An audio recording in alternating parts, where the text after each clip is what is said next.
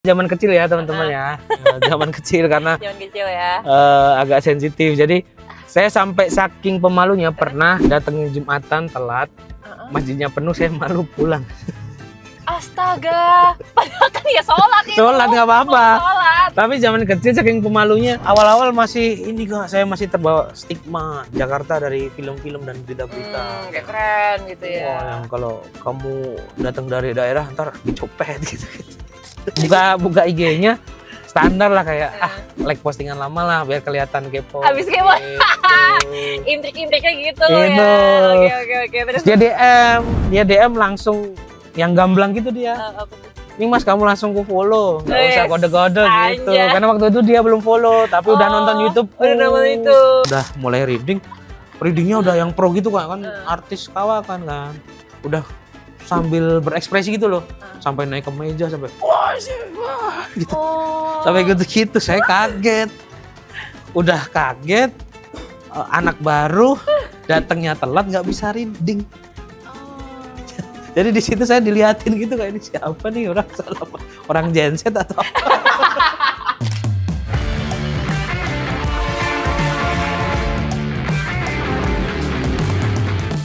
Halo Lur, salam olahraga.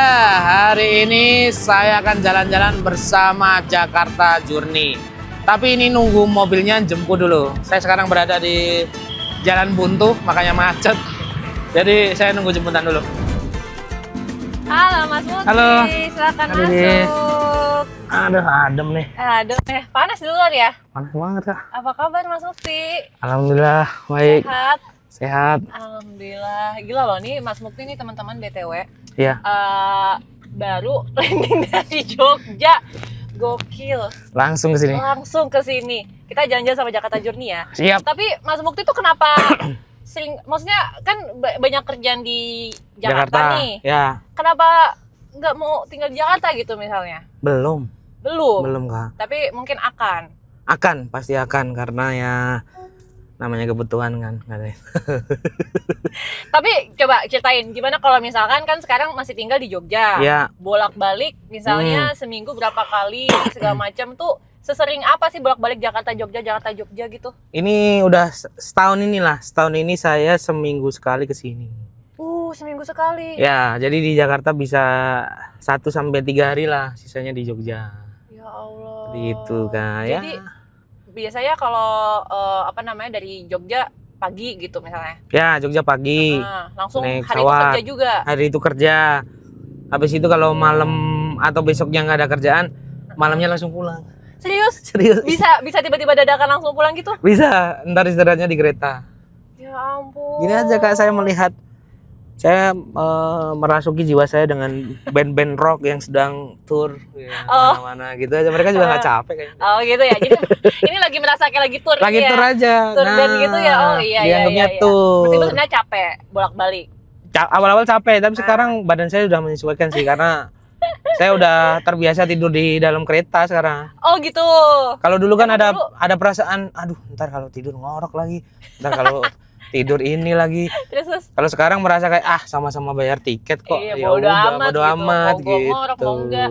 Tapi biasanya emang sendirian Mas Mukti kalau misalnya berpergian gitu dari Jogja ke Jakarta, apa bisa ada teman? Iya. Sekarang sih single factor sekarang. Single factor. Sendiri. Kalau dulu mah zaman-zaman masih pemalu, selalu ngajak temen dan jatuhnya nombok Kak. Serius? Oh karena bayarin temennya. Iya, bayarin temen. Mas Mukti tuh pemalu. Wah, pemalu banget saya itu. Kok? Sumpah. Tapi kok bisa gitu pemalu tapi jadi stand up komedian gitu loh maksudnya? Nah, karena walaupun pemalu tapi kalau di circle terdekat, saya ini orangnya yang paling ngocol lah di tongkrongan. Oh, paling banyol lah. Paling banyol, terus suka ngebully teman-teman gitu-gitu. Padahal pemalu. Tapi ini circle yang kecil ya. Oh, oke. Nah, maka dari itu dulu di circle itu ada teman yang udah nyobain stand up, terus dia yakin kalau aku pasti bisa. Orang di tongkrongan aja sering ngebanyol kayak gitu. Tapi kalau pemalunya itu kayak lebih ke kayak nggak berani ngobrol duluan atau kayak pemalu gimana? Apa di depan panggung malu gitu-gitu? Pemalu keseluruhan, bahkan saya pernah nih pengalaman tapi Ini dulu ya zaman kecil ya teman-teman ya. Zaman kecil karena Zaman kecil ya. agak sensitif. Jadi saya sampai saking pemalunya pernah datengin Jumatan telat, masjidnya penuh, saya malu pulang. Astaga, padahal kan ya sholat itu. Sholat nggak apa-apa. Sholat. Tapi zaman kecil saking pemalunya malu, Kan rame jadi, gitu. Karena udah telat kan udah full nih. Iya. Saf-safnya. Iya, bahkan saya pernah sholat juga, sholat siang-siang gitu di sebuah sekolahan gitu. Terus habis itu posisinya saya sama teman saya gitu. Teman saya udah wudhu duluan. Saya kira dia nungguin saya. Ternyata dia udah selesai sholat. Ya. Selesai saya wudhu, saya mau masuk dalam, isinya udah cewek-cewek. Oh. Terus kayak tatapannya menunggu saya sebagai imam. Oh. Kayak gitu. Kayak tatapannya udah, Gitu. wah ini bisa jadi imam nih gitu. Saya saking malunya karena nggak bisa jadi imam, saya pura-pura seger banget nih habis sholat gitu. Oh, udah salah. Padahal belum Jadi sholat. pura-puranya udah selesai sholat. Selesai sholat padahal belum. Aduh, ya Allah, itu umur berapa tuh masuk? Itu hampir SMP lah. Bisa SD, gitu SD ya? kelas 6. Itu pemalu sama dulu kan ya karena saya udah gendut dari kecil jadi ada rasa yang berbeda lah dengan orang lain gitu. Oke. Merasa diriku berbeda Apa gitu. percaya dirinya Percaya gitu dirinya ya? kurang. Nah, akhirnya bisa memutuskan untuk ke stand up comedy yang mana basicnya adalah ngomong depan orang. Itu gimana Itu nggak sengaja. awalnya? Awalnya Kebanyakan disuruh cerita komika kebanyakan gak sengaja. nggak Mas, ya? sengaja, itu disuruh temanku awalnya. Aku belum mau lah. Itu di Jogja nih ya ceritanya. Di Jogja ya belum Terus, mau. Terus habis itu di Twitter, dulu kan main Twitter kan, ada stand up kampus UNY waktu itu buka pendaftaran. Oke. Dan sebenarnya khusus mahasiswa sana doang. Sedangkan saya kan UNY, kuliahnya di UIN kan. Oke, beda kampus. Sebenarnya nggak bisa, tapi terus waktu itu saya asal nyaut gitu. Mereka kan siapa yang mau daftar? Terus saya nyaut. Terus saya bilang saya daftar saya dari jurusan Tata Boga gitu. Saya kira di UNY itu nggak ada jurusan Tata Boga. Oh, taunya ada. Ternyata ada dan dicatat beneran. Oh, gitu. Iya. Jadi tercatat sebagai anak UNY nih. UNY akhirnya ya mau nggak mau. Zaman itu masih SMS waktu itu. Oh, masih zaman SMS. Masih zaman SMS disuruh datang sharing. Gitu, sharing. Aduh gimana nih? Itu aja suruh nemenin temanku itu. Ya Datang Allah. sharing. Itu aku belum ngaku kalau anak UIN. Belum tuh sampai itu. Belum Akhirnya, ngaku. Akhirnya malam itu kan Senin, terus Rabunya open mic. Habis itu aku ngajak teman-temanku 5 orang lah. Aku berpikir seenggaknya kalau semua orang nggak ketawa, 5 orang ini pasti ketawa. Ya. Jadi supportnya ya. Support. Waktu aku ajak 3 orang keluar ngerokok, tinggal 2 orang di situ. Terus akhirnya cuma 2 Tapi orang yang ya, tapi alhamdulillah lancar lah malam itu. itu berarti audisi ya jatuhnya ya? Enggak, open mic itu Open mic. kayak kalau kita anak band jamming jamming aja. rutinnya gitu. Tapi dengan penonton yang lumayan banyak karena di kampus. Terus habis itu baru ditanya, kamu tuh dari UIN ya? Iya mas, saya tadi kemarin bohong, maaf saya gitu. Itu aja udah lucu tuh. Terus habis itu terus jadi temenan, habis itu ada senior yang perhatian gitu kak. Ada satu namanya Mas Gigih itu. Mas Gigih ini dengan gigihnya sesuai dengan namanya ya. sesuai dengan namanya selalu masukin saya ke acara-acara open mic. Tapi dia nanya dulu, kamu mau nggak ngambil ini? Ntar aku daftarin, ntar aku temenin sama ditemenin. Oh serius? Iya. Sama dia. Mas Gigih tuh. Mas Gigih. Nah dari Mas Gigih itu mulailah akrab dengan anak-anak komunitas. Terus aku bikin komunitas di kampus. Aku mendirikan. Iya, akhirnya aku mendirikan di kampus dengan bermodalkan cuma 4 orang. Aku share di Twitter gitu. Ayo siapa yang mau bareng-bareng bikin stand up win? Datanglah berempat. Bikin di situ juga masih katro itu. Kenapa katronya? Itu aneh lagi. Jadi kan sepenangkepanku bikin open mic itu kayak bikin show. Padahal open mic tuh nggak harus segede show. Oh ini kayak bikinnya gede gitu. Ya nggak seproper show nggak apa-apa. Yang penting kayak di cafe kasih mic segala macem tuh udah oke. Kok kira kayak bikin bener-bener bikin show. Akhirnya aku datang ke orang yang keliru. Aku datang ke temenku kuliah yang biasa bikin acara gede. Diajarin lah bikin proposal segala macem. Akhirnya aku masukin proposal. Udah gitu aku nggak tahu brand-brand apa aja yang boleh masuk kampus. Akhirnya setelah acara ditanyain, loh kamu tuh masukin brand rokok di kampus? Oh iya emang nggak boleh. Tapi terlanjur udah bawa terlanjur. neon box segala macem kan. Terus akhirnya gimana dong? Aman, untung nggak ketahuan dosen. Oh, ya Allah, itu nggak ketahuan, berarti sembunyi-sembunyi ya? Sembunyi-sembunyi, nggak sembunyi-sembunyi juga ya. Ya udahlah, Bismillah Beruntung aja, gitu ya. Modal Bismillah. Itu plus habis itu temanku ada nge-share gitu di Facebook, di Jogja kan ada grup sosial gitulah, namanya Info Cegatan Jogja. Itu isinya kayak nolongin orang kesusahan apa gitu-gitu. Nah, temanku share di situ.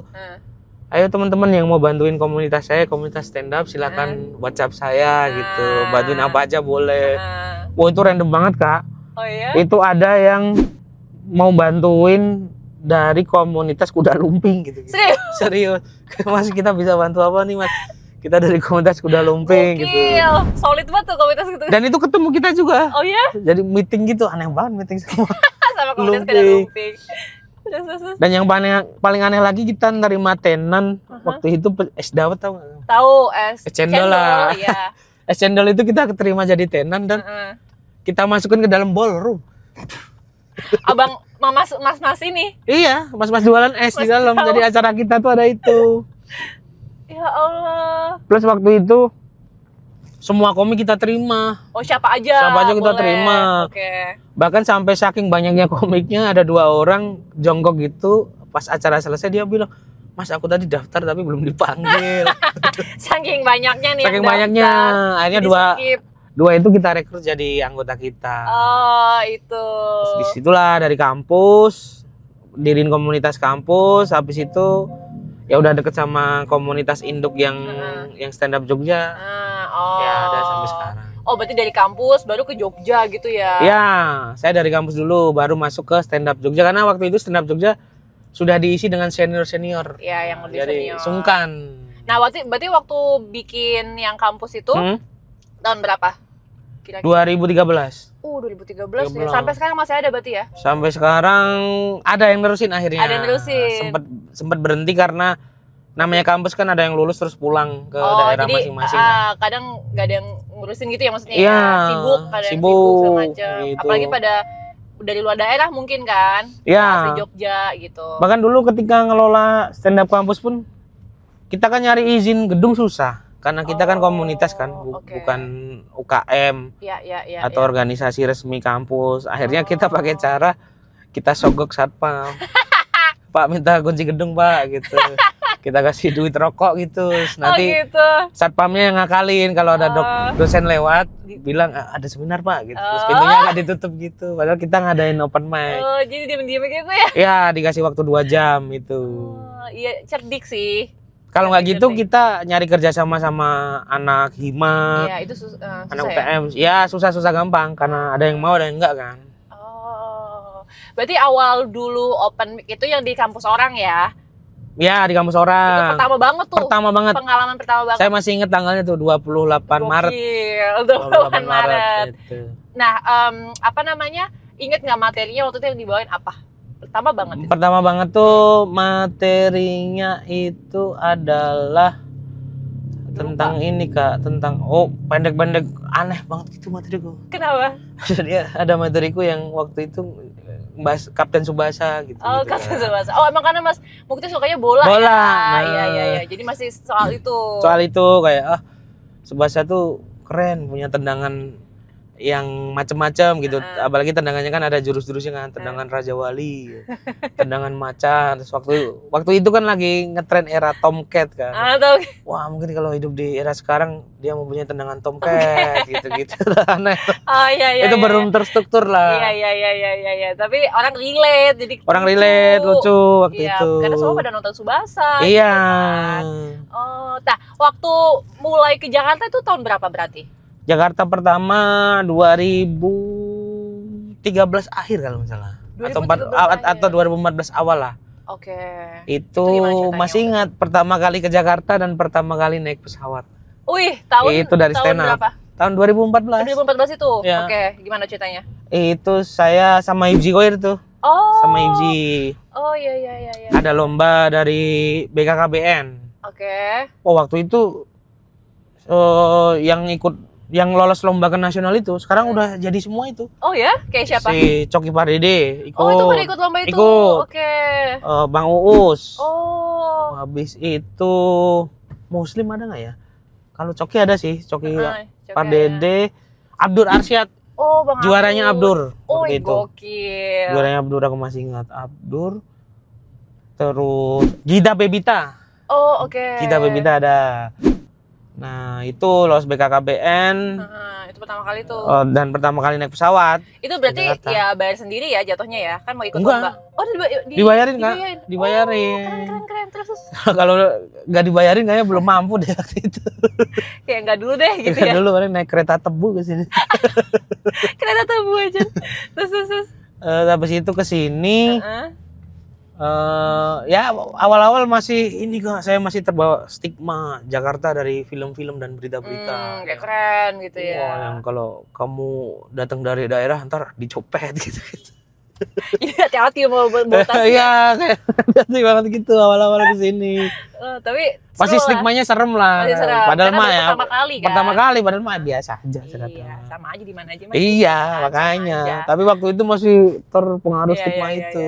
Tapi abis itu makin rame tuh. Apa momen titiknya Mas Mukti merasa kayak, wah ini karir gue kayak lagi meroketnya di sini nih gitu?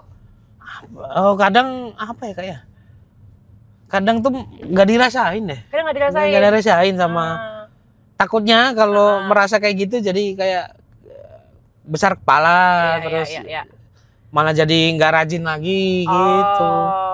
Jadi merasanya ya udah sama gitu aja. Ya. Tapi sebenarnya kalau yang ngerasa banget jadi kayak, alhamdulillah nih udah jadi kerjaan gitu ya semenjak dapat kesempatan platform atau acara besar yang di sini. Iya. Ya sekarang banyak banget Mas Mukti kan programnya. Nah, berarti kan untuk waktu kuliah itu jurusannya apa? Jangan kaget ya. Ilmu perpustakaan. Serius?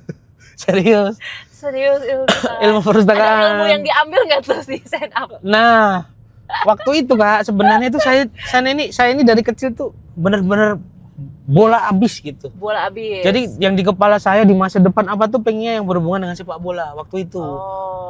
Makanya ketika abis SMA pengen kuliah, pengennya yang berhubungan dengan sepak bola. Satu-satunya mungkin yang bisa saya jangkau waktu itu adalah UNY. Ada jurusan kayak keolahragaan gitulah. Oh, ada ya? Ada. Oke. Tapi setelah mau daftar di situ pakai tes fisik segala macam. Ya udahlah, nyerah saya. Nyerah, habis itu balik rumah, orang tua bilang, "Kamu mau kuliah mana?" Kalau bahasa Jawa manut gitu, ngikut aja. Ya udahlah, karena kakak saya udah jadi pustakawan, biar besok kuliahmu bisa dibantu, udah daftar UIN aja jurusan ilmu perpustakaan gitu. Sama ya waktu itu karena kayaknya impian saya di bola udah musnah. Impian saya selanjutnya tuh saya pengen ini Kak waktu itu jadi PNS kelurahan. PNS kelurahan. Iya, yang kerja sambil bisa melihara burung di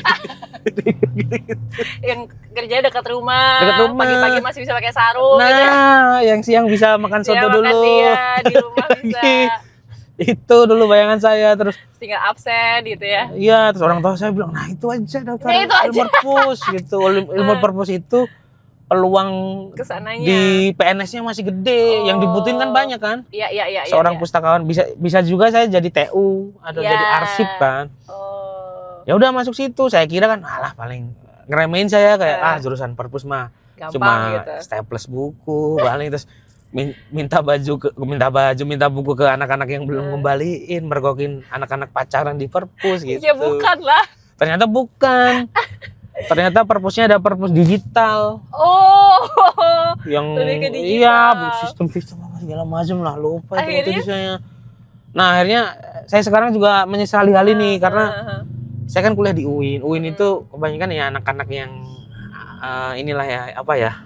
Islami gitu-gitulah, yang soleh gitu-gitu. Saya dulu tuh sok-sokan kayak sok indie gitu. Wah, kampus ini terlalu kaku gitu-gitulah.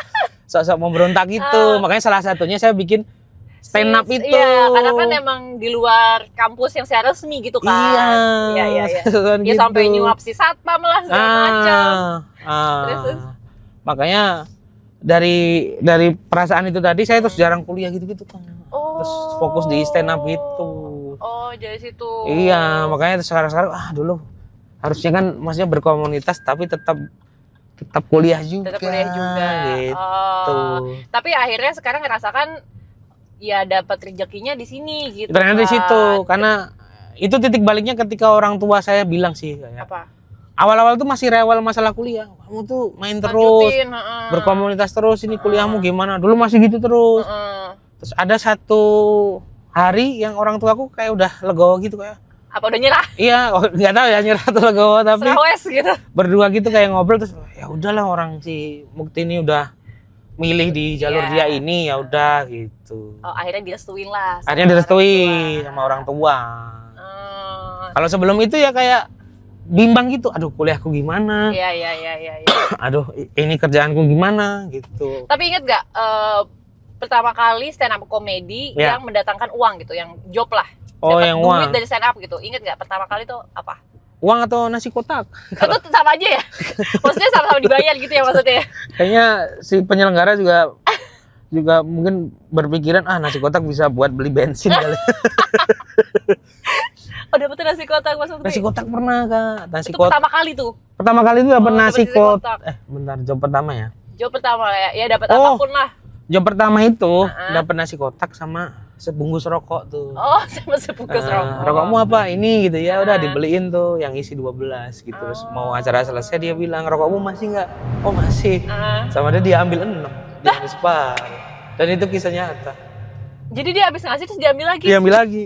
Ya ngapain? Itu pertama, terus Ya Allah, kasihan banget. kalau duit pertama di gereja itu Kak. Di gereja itu kenapa? Jadi dapat job dari senior komunitas. Seneng kan? Wah, kok berarti senior udah ngasih kepercayaan nih ke udah junior, ngelirik nih. udah ngelirik. Nah. Dapat job di Sherlock. Ternyata setelah sampai tempatnya gereja ternyata Kak. Oh, dia nggak bilang. Nggak bilang Dia dia. nggak bilang kalau itu gereja. Nggak bilang. Lah, terus gimana? Tapi dia tuh mahasiswa dari kampus Kristen gitu. Oh, swasta Kristen. Oke. Ya. Terus kan Mas Mukti dari UIN. Dari UIN. Dari UIN materi masih dikit, materi masih sekitaran UIN dan keislaman gitulah, Iya. tentang agama. Suruh ngisi di gereja, ya udahlah. Terus akhirnya apa tuh materi? Ya kayak kelepasan gitu, salam udah assalamualaikum gitu, pada diem semua.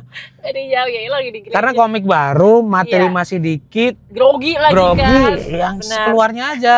Akhirnya ada temanku yang sampai bilang premisnya tuh beberapa hari kemarin kita Isra Mi'raj ya gitu. Dia semua. Terus nggak direspon dong. Nggak direspon. Dia bingung kali ya. Kok ngomongin Isra Mi'raj? Habis acara baru ditanyain, oh ternyata bertiga ini bukan dari kampus ini ya. Oh bukan. Oh saya kira sama kampusnya kayak seniornya Mas, bukan. Ya Allah. Itu 75.000. Oh, itu 75.000. 75.000 satu orang. Terus apa namanya, cukup buat balik lagi akhirnya. Cukup, tapi sampai rumah tinggal 25. Karena bensin 25, rokok 30. Jadi habis tinggal 25. Jadi tinggal 20 itu. Pakai amplop gitu duitnya. Tapi itu seneng tuh, perasaannya gimana waktu Oh, seneng. itu pertama kali dapet duit?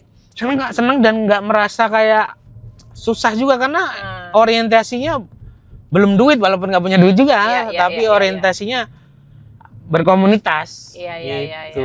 Apa yang bikin seneng gitu dari stand up-nya gitu? Meskipun berkomunitas kan ya ketemu orang, Iya. temen-temennya banyak segala macam. Tapi yang bikin balik lagi ke stand up, apalagi kan ya pasti tantangannya tadi Mas Mukti bilang awalnya pemalu, Ya, ngomong depan orang segala macam. Nah, apa yang membuat balik lagi ke stand up gitu? balik lagi ke stand up karena emang dasarnya dari dulu tuh suka komedi. Iya Dulu sih. tuh dari zaman acara OVJ, ketoprak humor, iya, gitu-gitu iya, saya iya, udah iya, suka. Tapi waktu itu cara mau ngikutnya tuh bingung karena nggak ada komunitas kan. Iya. Mau agensi atau sanggar apa saya juga nggak tahu. Oke.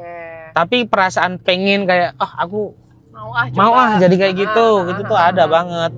Makanya ketika ada stand up tuh merasa oh ternyata ini wadah yang selama ini aku cari gitu. Oh, akhirnya ketemu di situ. Akhirnya ketemu di situ sama kayaknya kemampuanku di kesenian itu deh gitu karena musik suka tapi main gitar nggak bisa. Ya kan bikin orkes ini Pensil Alis. Kan saya vokalis. Vokalis. Vokalis yang dimaafkan karena suaranya juga jelek dan komedi jadi termaafkan. Ya udahlah ya. Iya. Gitu. Jadi balik lagi ke stand up gara-gara itu. Sama dulu kan awal-awal juga selain seneng dan untuk berkesenian sama ini juga Kak dulu nyari jodoh. Oh gitu. Iya. Dulu Karena kan ketemu orang baru kan, ketemu orang baru, komunitas, Tapi habis itu dikit nggak sih Mas? Maksudnya orang perempuan gitu ikutan komunitas stand up apa banyak gitu? kalau yang ikut dikit. Tapi kan penonton banyak cewek. Oh ya Allah, jadi penonton. Iya tak dulu. kira dari Teman komunitas. temen-temennya. Wah, enggak. Oh. Ada satu aja dulu mirip cowok. Oh jadi dari penonton. Dari Jadi penonton, dengan karena pesona yang cewek-cewek. Iya, ya. karena Iya, kan iya, komunitas kampus kan. Iya. Ketika tampil di kampus-kampus, otomatis yang nonton mahasiswa itu. Oh, oke. Berharap dari situ dapat jodoh gitu-gitu. Karena apa ya? Kayak gitu tuh lebih ada interaksi gitu loh, Kak. Iya. Kayak chat pertamanya tuh udah nyambung gitu, pernah dalam satu acara gitu-gitu. Aja. Daripada dating apps yang liar gitu kan, Iya, kita iya. harus menerangkan kita Iya, apa. bingung gitu ya. Nah, waktu itu Tapi sempat ada kena nggak? Kena lagi Apa? dapat nggak? ya dapat ada Oh, dapat kenalan ada Eh, gitu. Oh dari gitu, jadi niatnya ada yang nyari jodoh juga. gitu Ada, ya. bahkan banyak teman-teman stand up yang dapat dari stand up banyak. Oh iya. Banyak. Pacar saya sekarang juga dari Penonton stand up. stand up juga.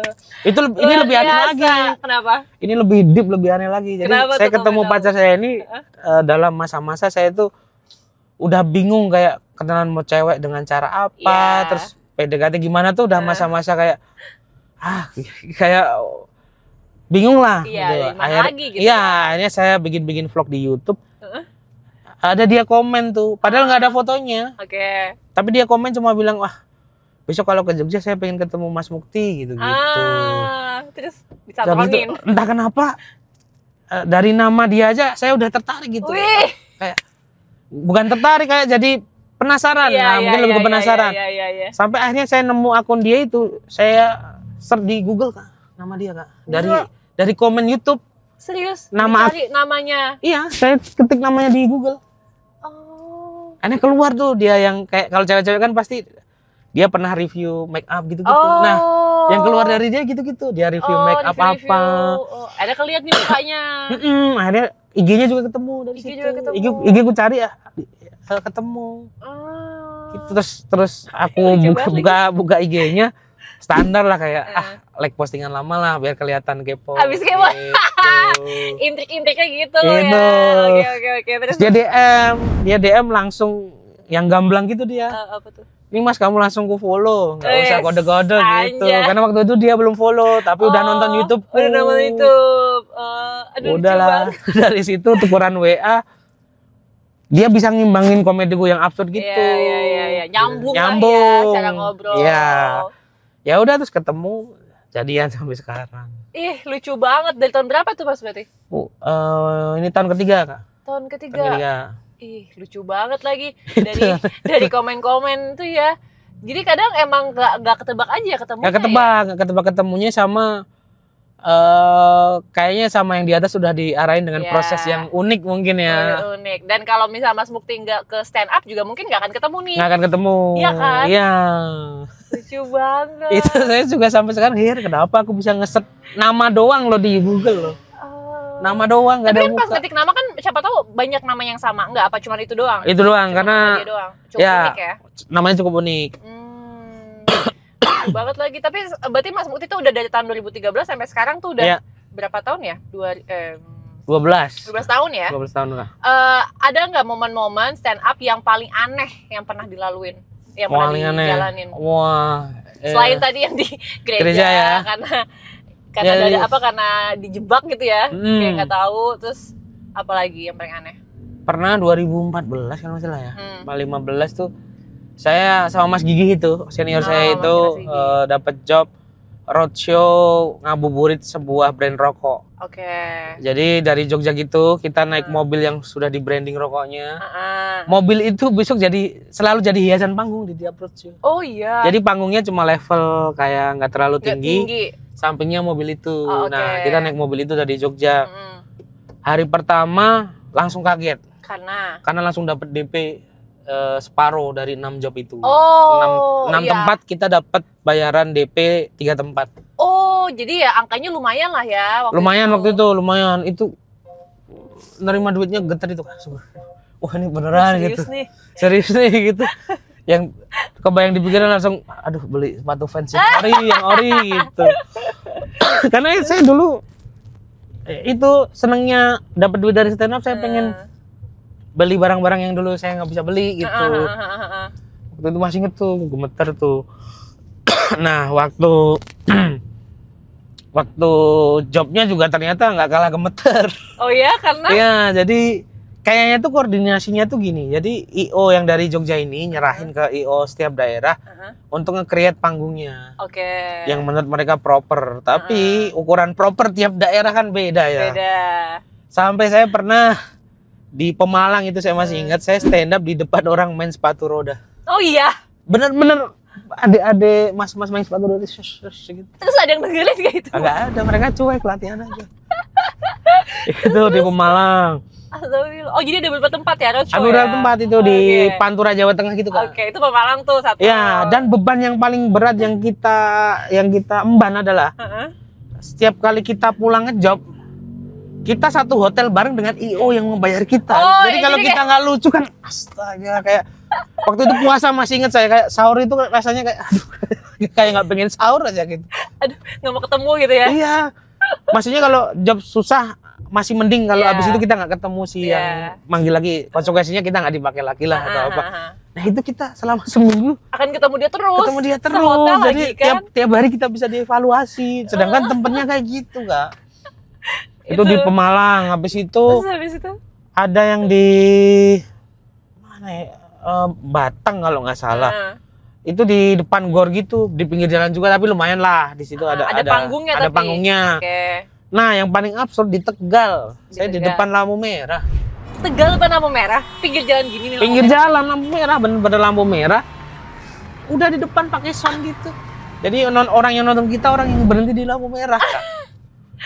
Stand up kan panjang ya. Iya, terus kalau lampunya udah hijau dia ya nggak denger lagi. Makanya kan apesnya materi panjang, belum lucu udah hijau. Iya.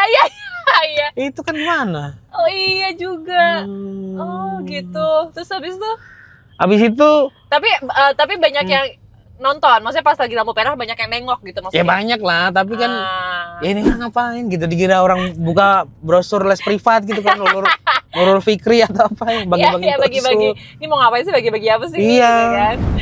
Tapi waktu itu belajar banget sih kayak gimana pun tempat jobmu, kalau kamu dibayar untuk ngelucu 10 menit ya udah kamu 10 menit gitu. Sesuai durasi gitu. Iya.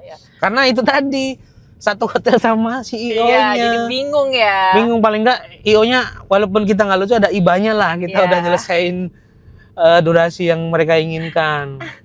Berarti jam terbangnya Mas Mukti lumayan juga tuh. Maksudnya dari segala situasi kondisi gitu ya, nggak langsung stand up yang enak di panggung gitu loh. Karena dulu ya karena selain nggak enakan juga kan, jadi gua ambil aja dulu Kak. Tapi buat belajar. Tapi jatuhnya kadang buat lemparan juga karena ini nggak mau, Mukti tuh pasti mau tuh dia coba. Kan diembat apa aja. Gitu. Ya ampun, tapi akhirnya jadi rezekinya di situ Mas Mukti. Iya, rezekinya di situ. Alhamdulillah Kak. Nambah jam terbang, terus jadi makin dikenal dan lain sebagainya. Hujan deras saya pernah tuh di outdoor pakai mantel gitu. Ada fotonya di IG saya, kalau mau ngambil tuh ada fotonya.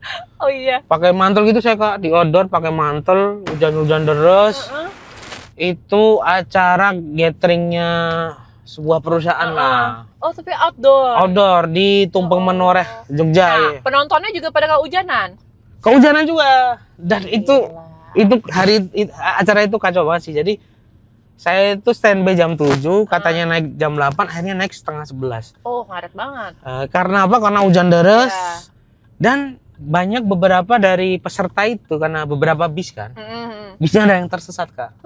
Dan itu saya naik setengah 11 itu ada satu bis yang belum datang. Ya, lebih ke kasihan sih. Kasihan. Jadi acara itu sih. Tapi acara tetap harus jalan dong. Tetap harus jalan. Ya, ini saya benar-benar stand up di bawah hujan pakai mantel. Ya, penonton juga pakai mantel outdoor. Jadi penonton, aduh pengen ketawa tapi gue kehujanan. Kehujanan itu. Itu aneh banget sih. Itu baru 2022 kalau salah. 2022 itu di tempatnya Mas Erik Sukamti itu. Itu bener-bener jandres tuh. Aduh lucu banget lagi. Tapi momen-momen itu nggak kelupakan ya Mas ya? Nggak kelupakan sama jadi ini Kak. Jadi besok lagi kalau dapat job yang susah, momen-momen yang lebih susah itu kita ingat. Oh kemarin aja pernah di tempat ini kok. Masa ini menyerah gitu. Iya sih, bener. Karena kalau saya sendiri sih nggak tahu kalau teman-teman komik lainnya. Sudah 13 tahun stand up ini deg-degan itu masih terus. Sampai sekarang Mas? Masih. Bahkan kalau nggak deg-degan tuh kita justru panik Kak. Jadi kayak wah kok nggak deg-degan ya? Karena mungkin menurutku kalau deg-degan itu wujud kita menghargai momen dan tanggung jawab dengan kerjaan kita kan. Benar. Dan jadi fokus. Kalau jadi fokus kayak pikirannya itu aja kan. Iya, harus muntah ya kalau sebelum stand up tuh. Pasti. Harus muntah. Ya, bahkan kalau muntahnya parah itu biasanya lucu banget. Jadi sampai patokannya gitu. Iya. Lucu banget. Aduh. Dan saya itu panik sebelum stand up tuh panik, deg-degan. Tapi anehnya saya harus lihat venue dan penonton. Pas lagi acara? Iya, pas sebelum nunggu tampil gitu. Harus biar tahu dulu nih situasi kayak gimana gitu ya. Harus ada bayangan. Bahkan sebelum acara pun saya sering googling dulu. Misal ballroom hotel Lipo gitu. Saya googling. Kayak gimana sih Kayak gimana tempatnya. Terus habis itu diem bayangin. Gitu caranya. Caranya gitu. Ya biar kebayang ya, biar kebayang. Iya, biar nggak kaget gitu. Ya Allah lucu banget lagi. Biar apa ya, biar penasaran yang ada di kepala saya ini agak sedikit berkurang. Tempatnya ternyata ini. Gila, keren. Karena ini stand up itu, misal ini case-nya job corporate gitu. Job corporate itu buat setiap komika tuh rate-nya paling lumayan lah. Ada corporate. Itu kita tuh sebenarnya nggak lucu pun ya udah, mereka udah bayar lah. Tapi tetap ada perasaan kayak nggak bisa gitu kayak. Iya. Kayak apa ya, kayak harus, kesannya kalau nggak lucu kayak saya nyapu aja nggak apa-apa. Iya, kayak nggak enak gitu ya. Gitu. Kayak gue udah dibayar, masa belum nggak memuaskan. Iya, gitu kan. Itu masih ada sering gitu-gitunya. Masih ada sering gitu. Tapi itu justru bagus gak sih Mas buat? Ya bagus. Buat jadi kerja jadi lebih terpacu gitu loh maksudnya. Lebih tanggung jawab gitu. Kan.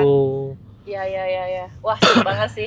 Gila, seru banget cita-cita Mas Mukti. Tapi sebenarnya kita akan lanjutin lagi Mas Mukti. Obrolan kita karena masih banyak nih yang pengen aku tanyain juga Mas Mukti. Tapi kita harus pindah ke satu tempat. Kemana nih? Tempat berikutnya. Tapi untuk menuju ke tempat berikutnya Mas Mukti, ini kan karena Mas Mukti itu suka banget bola ya. Aku punya pertanyaan.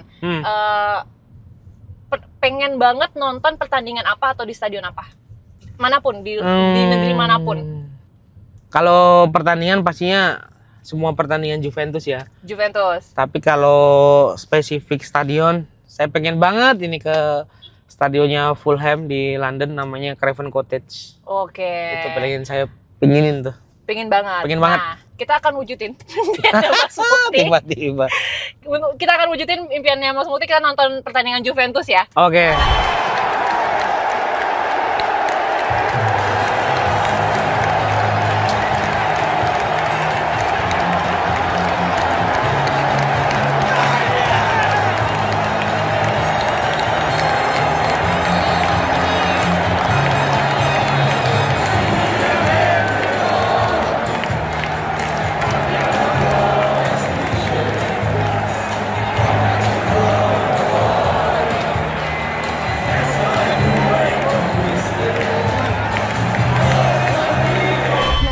Mas, bolanya Mas. Bener Kak. Seru banget. Gimana penampilan Balotelli tadi? Gila sih, itu luar biasa sih. Udah ngerti gue. Timnas tapi tahu gak? Tahu. Siapa? Timnas Indonesia. Rizky Ridho tahu. Oke. Udah. Kita udah sampai nih di Tokonoma. Tapi lumayan loh dia ketika ditembak timnas, taunya langsung Rizky Ridho tuh oke. Emang kenapa? Karena kalau sista-sista lain kan sekarang ngefans-nya sama naturalisasi kan. Yang bule-bule ya. Bule-bule. Udah nggak? Udah. Kita udah sampai di Tokonoma nih. Tokonoma. Ini tempat yang familiar. Pernah kesini? Belum, tapi saya sering nonton kontennya Ngobrils yang Bang Jimmy sama Bang Malau. Sering tag di sini. Iya ya, emang sering ada banyak konten di sini.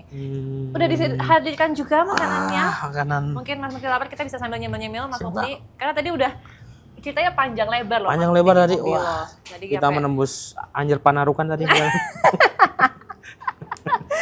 Tapi Berasa. seru banget ya. Tadi Mas Mukti kan udah cerita soal pengalaman Ya. stand-up-nya Ya. dari awal sampai saat ini gitu kan. Ya. Tapi aku tadi belum sempat nanyain, pernah nggak Apa? stand up gitu tapi yang menyinggung orang gitu maksudnya? Sempat ada konflik gitu setelah stand up dari Mas Muktinya maksudnya?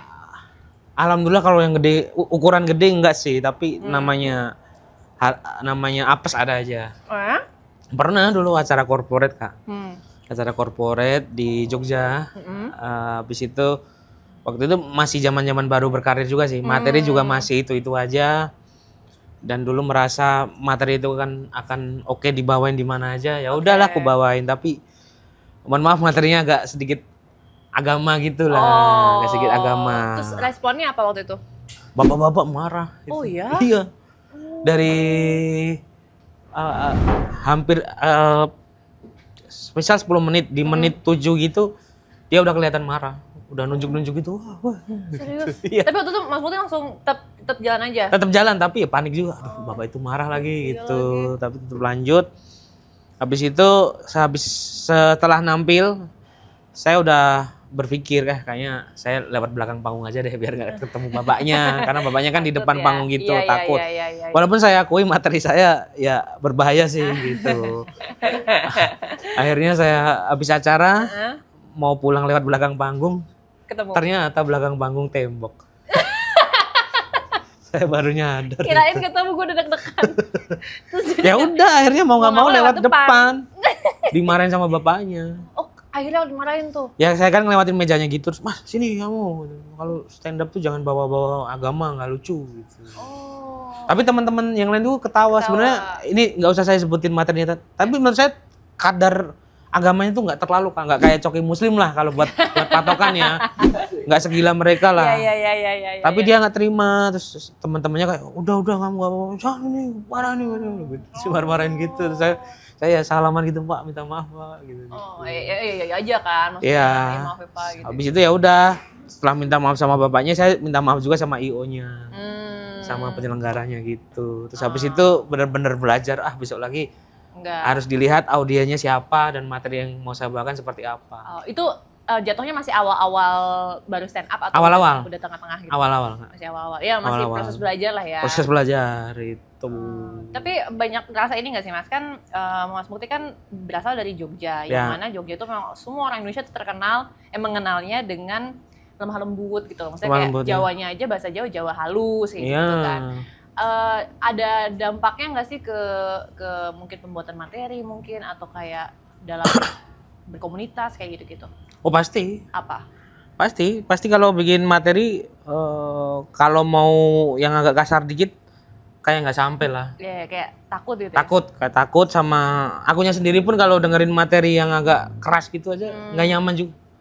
Nggak nyaman juga terus tapi efek buruknya ya itu kurang satsetnya gitu. Mau apa-apa sebat dulu. Serokan dulu gitu. Badus. Kalau enggak ya homesick-nya itu. Terus habis itu nggak enakannya gitu. Saya pernah saking nggak enakannya. Oh ya, apa yang sampai berdampaknya besar gitu? Jadi ini sekalian promo dikit nggak apa-apa Kak? Boleh dong. Jadi Agustus itu saya ada ngisi film animasi. Oh keren ya, banget. Namanya Panji Tengkorak gitu. Oh tahu. Ya dari Falcon tuh. Itu syutingnya udah voice, lama ya? itu masuknya voice acting ya. Iya, itu udah 2 tahunan yang lalu itu. Oh itu udah tahu. Ya, nah itu di situ sebenarnya project ini saya nggak tahu kalau yang ngisi tuh case-nya orang-orang besar gitu. Oh. Jadi teman saya yang ngurusin saya kan bilang, "Mas, nih ada job ngisi suara animasi." Saya kira kayak tugas anak kampus gitu loh. Sering ada yang bikin animasi kan. Ya udah mau gitu. Malamnya mau berangkat ke Jakarta, dikasih tahu, "Mas, ternyata yang main sama kamu ini dikasih tahu tuh Denny Sumargo." Oh. Cok Simbara, Doni Damara, Revaldo, Agni Haq. Dikasih tahu itu saya langsung bilang ke teman saya yang namanya Hafid, itu di cancel bisa nggak? Masa bener, masa gitu? Udah takut Mbak, ternyata yang main artis-artis film.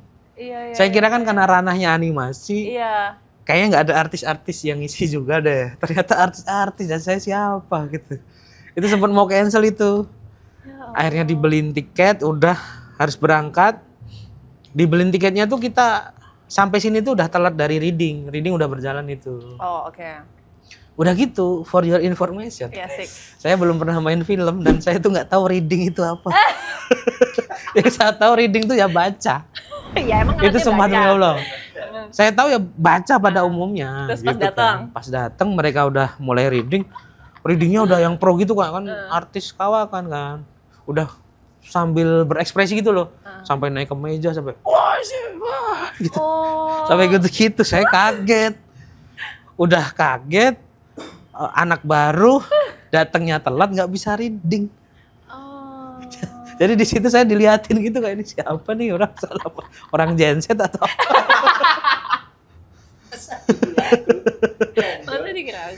Nah itu benar-benar tekanan juga itu.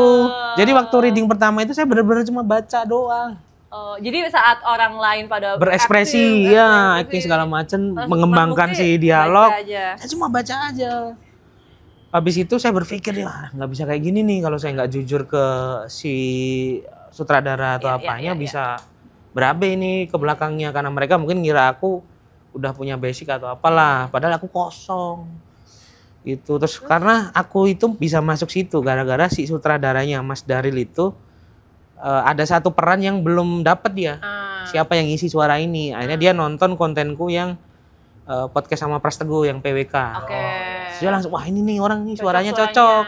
Setelah dihubungin aku gitu. Tapi dia nggak tahu basicku reading paham nggak mungkin tahu. Karena dia yakin bisa pasti gitu. Nah akhirnya tapi dijalanin kan. Akhirnya aku jujur ke asisten sutradaranya gitu. Mas saya benar-benar kosong mas, saya nggak tahu ini apa gitu-gitu. Daripada saya semakin beban, saya minta di private gitu. Benar-benar private belajar. Belajar dari basic. Jadi terus akhirnya hari berikutnya kayak semisal reading mulai jam 12 siang gitu. Saya dari jam 9 udah suruh datang. Terhadap private saya sendiri terus baru ikut reading. Itu selama 2 minggu. Seminggu, reading seminggu, take-nya seminggu. Nah, di situ ketemu tiap hari kan otomatis ketemu artis-artis besar itu kan. Saya kan ya cuma seorang pejalan kaki Malioboro biasa gitu yang kebetulan ngisi suara di situ kan. Akhirnya ya udahlah malu-malu terus gitu. Akhirnya sama Bang Denny Sumargo tuh ditanyain. Wah, kamu tuh basicnya apa? Stand up. Oh, ternyata stand up. Gini langsung ngobrol terus dia tanya, "Kenapa kamu selama proses syuting ini terlihat paling pendiam, pemalu gitu?" Lah, gimana gak pemalu Bang? Ibarat kata si Ismet Sofyan ketemu Messi sama Ronaldo ya sungkan lah aku bilang gitu. Tahu. Gitu. Namanya terkenal kok. Iya. Akhirnya udahlah terus alhamdulillah jadi kenalan terus udah biasa. Tapi pemaluku nih masih berlanjut ke bawah sampai ke waktu take suara. Take suara habis itu kan aku tipe orang yang ini masalah makan. Masalah makan tuh sebenarnya request bisa kan kita sebagai talent mau minta apa ntar dicariin. Nah, aku saking pemalunya nggak pernah mau request. Mereka ngasih apa ya aku makan. Nah waktu itu kayaknya makanannya sedikit telat dan kita udah take. Posisi lapar banget itu kan. Alat rekamnya kan itu sensitif ya. Kalau buat animasi gitu kan. Suaranya. Iya, mic itu. Nah bener. Bener itu sumpah demi Allah. Jadi waktu take suara perutku masuk situ. Gitu. Bener-bener masuk. Aduh, lucu banget serius. Terus pas yang monitor, itu siapa itu tadi perutnya bunyi gitu. Wah ini Mukti nih perutnya bunyi gitu. Mas, ini mas. Animasi. Cuma ada suara gitu kan. Ada suara perut. Habis itu mas saya bilang itu siapa tadi? Saya mas gitu. Oh Mukti ya. Iya mas, maaf saya belum sarapan gitu. Ya udah. Itu lucu banget lagi ya. Ya udah break dulu, makan dulu. Tapi ketawa itu satu studio. Bener-bener nahan, kenceng, gitu, masuk suara dalam gitu. Gitu. Tapi seru lah, akhirnya kan seru, bisa berhasil seminggu itu take filmnya. Wah itu bener-bener puas tuh hari terakhir. Puas take banget tuh. akhirnya. Karena hari-hari saya waktu itu tuh kayak after maghrib itu saya seneng karena udah selesai syuting kan. Tapi ketika jam 10 saya sedih. Karena mau menuju hari besok. Oh. Bingung kan? Iya. Jadi di penginapan tuh gitu kayak pulang gitu, lega nih habis syuting. Tapi diem santai-santai gitu. Jam 10, aduh syuting lagi besok. Syuting lagi besok. Itu salah satu pekerjaan yang gitu ya? Iya, itu salah satu pekerjaan yang pressure-nya lumayan gede gitu dan nah, juga harusnya ini suara perutnya masuk juga tuh. harusnya. Itu tapi di situ saya belajar suara nengok. Jadi di skrip tuh ada suara nengok gitu. Jadi suara nengok kayak hah gitu. Oh. Gitu-gitunya. Apalagi Mas? Suara nengok terus suara terengah-engah gitu. Oh. Nggak Terus baru tahu tuh. Iya, dan yang susah adalah karena latar filmnya ini zaman dulu, otomatis bercandaannya bahasanya juga harus di zaman itu. Oh, nggak kayak zaman sekarang. Iya, jadi ada beberapa kata-kata yang kita hindari kayak dong gitu kan zaman sekarang ya. Emang iya? Imbuhan kata iya dong gitu. Oh. Gitu-gitu. Kayak kata-kata keceplosan kata-kata yang kekinian gitu nggak boleh. Oh iya ya. Iya. Dan susahnya lagi, saya baru pertama kali seperti itu. Langsung diserahin, itu ada skrip saya yang saya jadi narator di awal tuh. Oh iya? Iya, di teasernya ada tuh yang Panji Tengkorak. Saya udah lupa itu apa itu. Itu ngulangnya 1.500 kali ada tuh. Banyak banget dah. Banyak banget. Ngulang terus. Oh iya. Iya. Mas Mukti main di industri film ya jatuhnya? Apa sebelumnya pernah lagi belum? Series pernah. Pernah Yowis Band tuh dulu. Nah itu beda nggak tapi? Treatmentnya? Rasanya. Beda. Kalau Yowis Band lumayan enak karena si sutradaranya Mas Fajar Nugros kan orang Jogja juga. Oke. Jadi udah kenal. Tapi saking kenalnya di situ nggak dikasih skrip. Suruh improv itu. Jadi Mas ini skripnya mana? Ya, kamu improv aja. Kamu jadi WO, kamu layanin orang. Kamu bilang aja kalau barangmu ini aneh-aneh. Udah gitu. Terus nanti cut-nya gimana, Mas? Ya cut-nya nanti kalau udah nggak lucu. Jadi sedang lucu ya? Iya, itu bener-bener nggak ada skrip, Kak. Saya jadi kayak WO nikahan gitu. Oh gitu. Terus habis itu ada tamu cowok cewek mau nikah, terus saya ngelayanin, terus neranginya dengan cara yang absurd gitu. Itu saya sampai ini kapan di-cut gitu. Kok nggak di-cut? Ya, di-cut. Cuma sampai kapan gitu. Tapi debut saya dulu pernah FTV, Kak, zaman dulu banget dulu. Tapi dulu sebelum stand up. Oh iya. 2009, 2008 yang di SCTV gitu. Dulu kan sering syuting di Jogja gitu. Kalau FTV di Jogja kan pasti orangnya pakai blangkon, pakai motor-motor klasik. Ada satu film, ada satu series yang ada akunya itu. Jadi diajak temenku gitu, mau nggak jadi figuran FTV gitu, mau gitu. Di pasar kota gede tuh. Dibayarnya tuh aslinya 100.000. Tapi dipotong agensinya jadi 50. Setengahnya. 50.000. Jadi tukang sampah di pasar gitu. Oh iya. Terus krunya bilang, kalau mau lama kelihatan di TV nanti bawa sampahnya pelan-pelan gitu. Ada benar dilakuin pelan-pelan. Iya, pelan-pelan gitu. Ada juga temanku yang kesenengan tuh udah, wah seneng banget nih syuting gitu. Dia dandan gitu pakai arloji, pakai baju bagus. Ternyata sampai situ, Mas, copot bajunya jadi tukang sampah. Ya Allah. Dicopot. Jadi tukang sampah akhirnya. Itu 100.000, nerimanya 50.000 dan dibayarnya 1,5 bulan. Oh, ya. 50.000 1,5 ya. Iya. Tapi waktu itu kan seneng-seneng, seru. Iya, seru lah. Itu pertama kali juga gitu kan. Syuting dekat rumah tuh. Bapakku kan orang kampung biasa yang nggak paham syuting kan. Jadi seneng gitu ya. Bukan seneng, bapakku ngira rame-rame ada apa-apa, bapakku marah-marah. Ini rame-rame ada apa? Taunya lagi syuting. Ada syuting, Pak, gitu. Mas Mukti ini di sambil Mas Mukti? Iya. Udah dihidangin.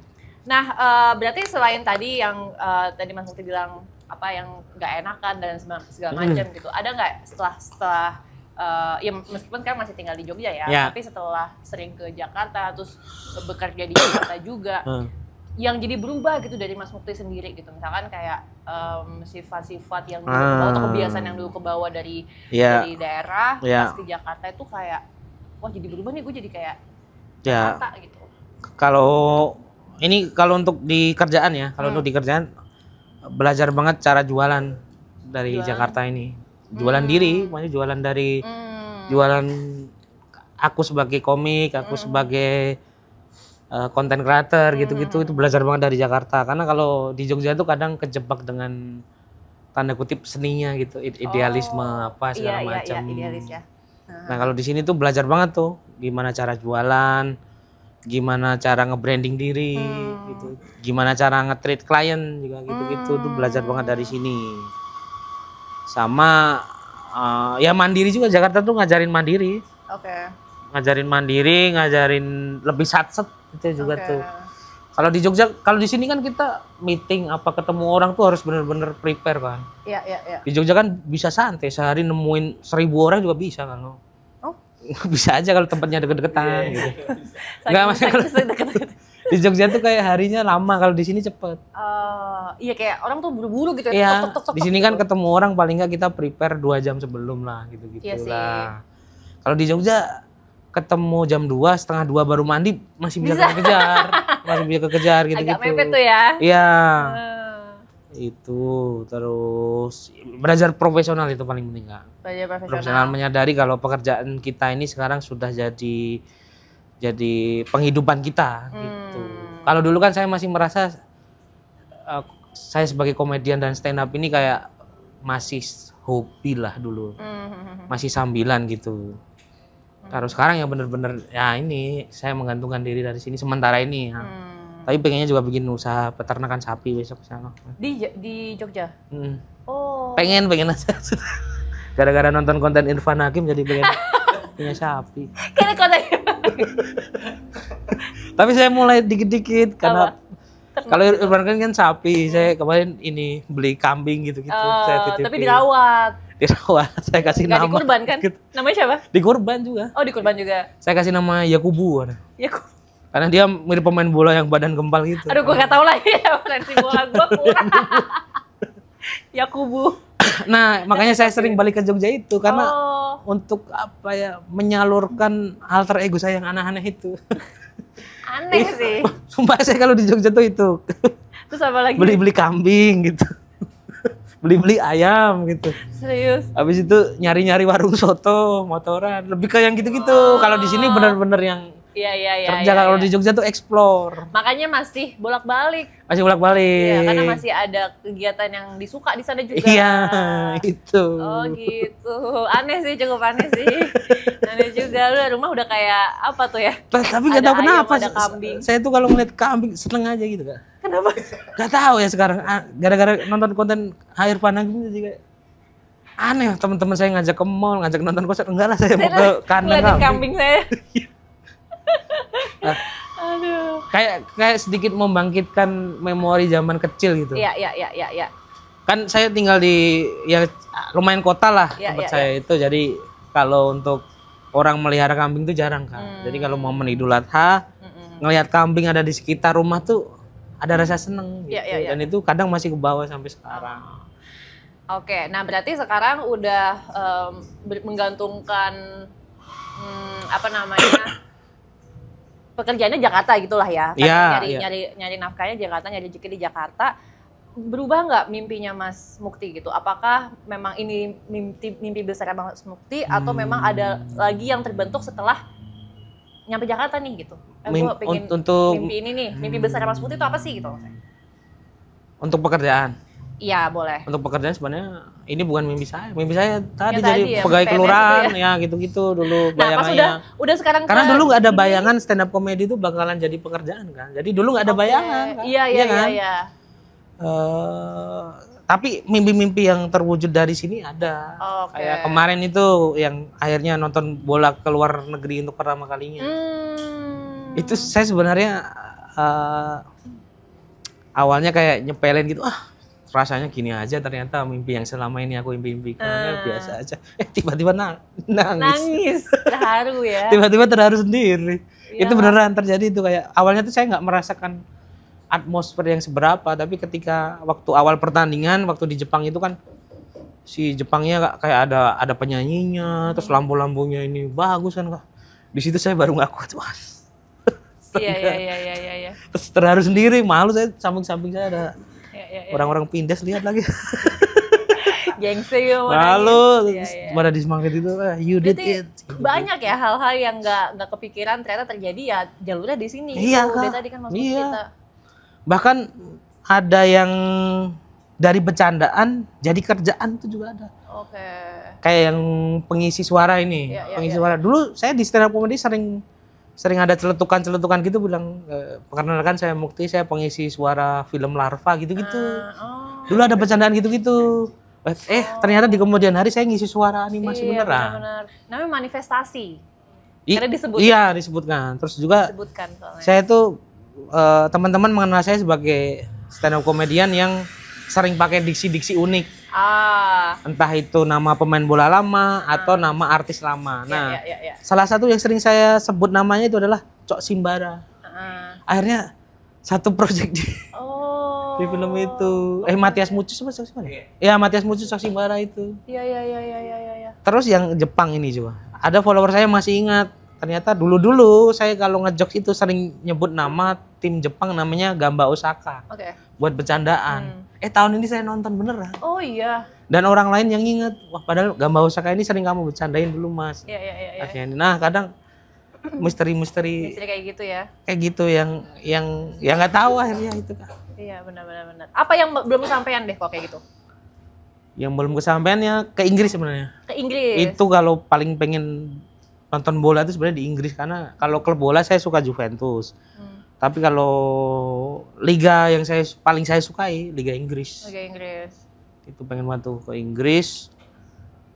Tapi nonton bolanya spesifik Kak. Saya pengen berada di tribun khusus supporter sana yang garis keras gitu. Pengennya, tapi diusir pasti sih. Iya siapa tahu, kan manifestasi. Udah ketemu. Iya bener. Karena yang di Jepang kemarin saya di tribun yang supporter mereka gitu. Tapi karena kultur Jepang kayaknya orangnya baik-baik, nggak diapa-apain sih, malah diajak tos gitu bingung kayak kenal nih orang deh. Waktu gol gitu diajak tos tiba-tiba. Iya. Emang bisa nggak gitu ya kalau misalnya di Indonesia gitu kita nonton timnas? Di Indonesia iya sih. Kayak gitu. Kalau di luar negeri, misal saya nonton Liverpool gitu kan ada supporter garis kerasnya. Kayaknya ada klasifikasi khusus deh orang-orang yang khusus di tribun itu. Itu nggak setiap orang. Iya. Kalau di Jepang kemarin kayaknya orangnya santai-santai deh. Bahkan saya pakai baju Liga Indonesia itu. Nggak apa-apa. Nggak apa-apa orang-orang. Lebih tertib ya. Iya. Lebih tertib. Apa mungkin saya dikira orang Kyoto? Ya, cocok gitu. Gila, keren banget Mas Mukti. Cerita-ceritanya tadi inspiratif. Inspiratif banget. Tapi kita sebelum closing ada satu pertanyaan Mas Mukti yang kita tanyain ke semua bintang tamu Jakarta Journey. Pertanyaannya adalah, kan kita suatu hari akan meninggal nih. Ketika Mas Mukti meninggal nanti mau dikenang dikenal sebagai apa? Sebagai El Metronom. Kenapa? Itu. Karena El Metronom itu menurut saya luas, nggak cuma metronom di dalam lapangan sepak bola, tapi metronom yang mengatur ritme kehidupan. Deep banget coy. Respect abis. Terima kasih banyak ya Mas Mukti ya sudah mau janjian sama Jakarta Journey. Tadi sudah cita-cita banyak, semoga sukses selalu. Amin. Karirnya apa yang dicita-citakan semua tercapai. Yang penting sehat Mas, udah bolak-balik Kak. Capek kan fisik. Tapi saya sekarang lagi rajin ini. Apa? Gym. Olahraga. Apa olahraganya? Belum gym sih, masih ke lari-lari, jogging pagi. Gitu. Itu paling mudah. PES 7 lah. Yes, asik. PES 7. Terus bikin konten Strava gitu nggak? Bukan lemari es. Terima kasih banyak ya Mas Mukti ya, sehat selalu pokoknya. Kita juga mau ngucapin terima kasih juga untuk Garasi Bloko yang sudah memprovide mobil yang tadi sudah mengantar kita ke sini. Juga mau say thank you untuk Tokonoma yang sudah memprovide tempatnya juga, makanan-makanan yang juga sangat-sangat enak. Ini nanti kita akan lanjut makan karena tadi nggak fokus harus makan dan ngobrol. Sampai ketemu di episode berikutnya. Dadah!